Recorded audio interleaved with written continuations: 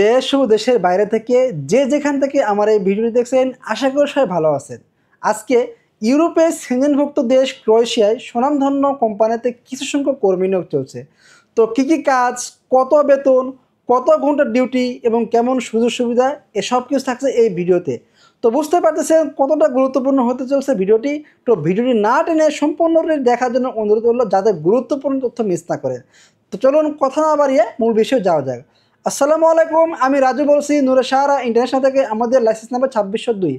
তো আমি যে দেশ এবং কাজ নিয়ে আলোচনা করেছি এবং এর প্রত্যেকটি কাজ আমি আপনাদেরকে একটি একটি করে বলবো।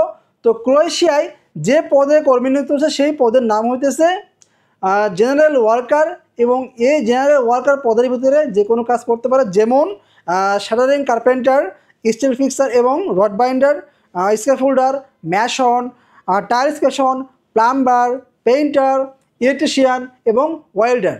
এই কাজের জন্য কোম্পানির স্যালারি পে করে থাকবে 800 টাকা, যার বাংলা টাকা 1 লক্ষ টাকা প্লাস মাইনাস, এবং ডিউটি 8 ঘন্টা এবং ওভারটাইম করার সুযোগ রয়েছে, এবং থাকা কোম্পানি বহন করবে।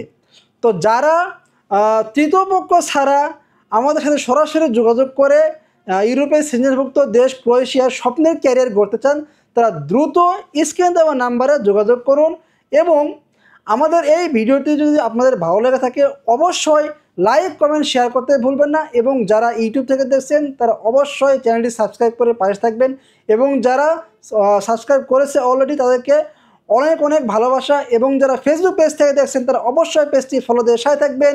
এবং যারা অলরেডি পেজে যারা ফলো দিয়েছেন তাদেরকে অনেক অনেক ভালোবাসা। তো বন্ধুরা ভালো থাকবেন, দেখা হচ্ছে পরবর্তী কোনো এক ভিডিওতে। আল্লাহ হাফেজ।